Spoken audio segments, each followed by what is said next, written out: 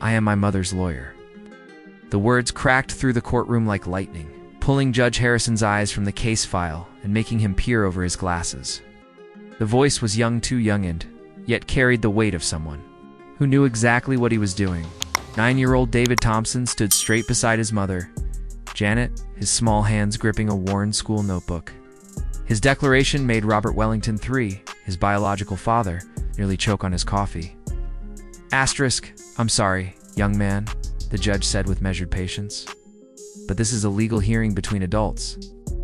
Asterisk, "I know, Your Honor," David replied, without flinching. "And I also know that according to Article 12 of the Convention on the Rights of the Child, ratified by the United States, I have the right to express my opinion on matters that directly affect me." He pushed his glasses up his nose and opened the notebook. "In this case definitely affects me." Asterisk, the silence that followed was sharp enough to cut.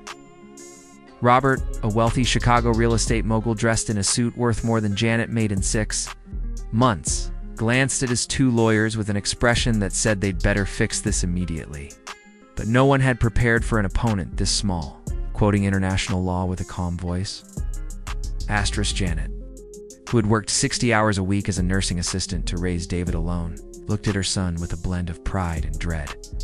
Robert had shown up only 4 times in David's life, each time with expensive gifts and hollow promises. Now, out of nowhere, he wanted full custody. Asterisk, Your Honor, Robert's lead attorney, Dr. Mitchell, began, adjusting his tie. "This is highly irregular. The child has no legal capacity, asterisk, and if you cared about my well-being," David interrupted, "you'd want to hear me instead of silencing me." He turned a page with deliberate precision. "I've prepared a presentation on why I should remain with my mother, including evidence of the petitioner's true motives." His eyes locked on Robert. "Motives the court will find very enlightening," asterisk Roberts confident facade cracked. "What could a 9-year-old possibly know?"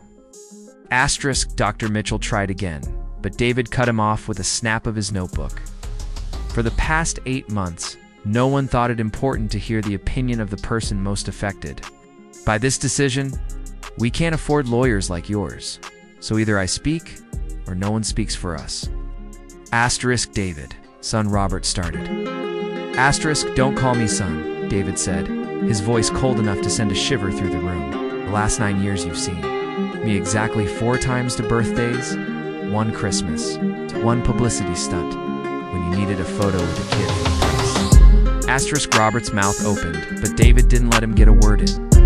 "The last time we saw each other, you stayed 15 minutes, long enough to insult our furniture, complain about the smell of medicine my mom brings home from the hospital, and tell me I might have potential if I got a proper education. 2 weeks later, you filed for custody." Asterisk, David flipped to another page. "I did my homework, Your Honor. I found out my father recently lost a multi-million-dollar lawsuit against his business partners. His 3rd wife has filed for divorce. And my late grandmother, Eleanor Wellington, created a $1.7 million trust. Fund for me money I only get at 18, or if my father gets full custody." The color drained from Robert's face. "My grandmother never knew I existed until a private investigator told her. She made the trust specifically to protect me from him. If he never sought custody, I'd get the money at 18 with no parental access. But now he's broke. And custody means instant access to the money for educational purposes." David made air quotes. "But that's not what he really has planned." Asterisk, he opened a folder from his backpack. Inside were neatly arranged documents, photos, and court filings. 17 lawsuits over 5 years show Wellington Industries targeting struggling family businesses. Here's one, the Santos Family Bakery. They fell behind on payments because their youngest was hospitalized, my father's friend at the bank told him. He bought their property for far less than it was worth. Asterisk, Robert started to protest, but David's voice rose over him. "It's a pattern. Preys on vulnerable families. And now he's trying to prey on his own." Asterisk, Judge Harrison flipped through the documents, his brow furrowing. Asterisk, and David continued, "I can prove what is real. Plan for my education is..." He pulled out a small digital recorder.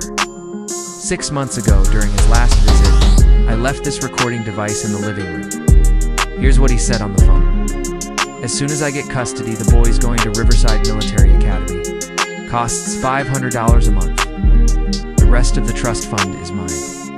He doesn't even need to know about the money. Asterisk, the recording played. Robert's voice unmistakable. Janet's hands flew to her mouth, tears welling. Asterisk, David let the silence hang before continuing. He called me too smart for my own good. Said it was best to keep me out of the picture until he sorted out his finances. Asterisk, the judges. Gavel hit the bench once for order. Asterisk, and about Riverside Military Academy. David added, 3 students have died there in the last 5 years. The place is under federal investigation for abuse. Asterisk, Robert's lawyer tried to argue that money meant better opportunities. David didn't blink. Money to send me somewhere dangerous, to use my inheritance, and to keep me away from the only person who loves me. Asterisk, Robert's temper snapped. Arrogant child, you don't know your place. Asterisk, I know exactly who I am, David replied. You're just a stranger who shares my DNA. A real father wouldn't throw his son away for money. Asterisk, the judge leaned. Forward, Mr. Wellington. Sit down. Asterisk. David turned to the final page in his notebook. There's one more thing. I found a letter my grandmother wrote to me, locked in the estate files. She said she knew you'd never be a good father. She made the trust to protect me, and if you ever tried to take custody for the money, I should use every resource to fight. You. She even hired investigators to record your schemes. It's all with the trust administrator. Asterisk, Robert sank into his chair, completely defeated. The boy he thought of as powerless had dismantled his entire case. Asterisk, Judge Harrison's voice rang out. Based on the evidence presented, financial records, recordings, and the petitioner's conduct custody will remain with Ms. Thompson. Mr. Wellington, you are barred from any access to the trust funds. Asterisk, David closed his notebook, his face calm.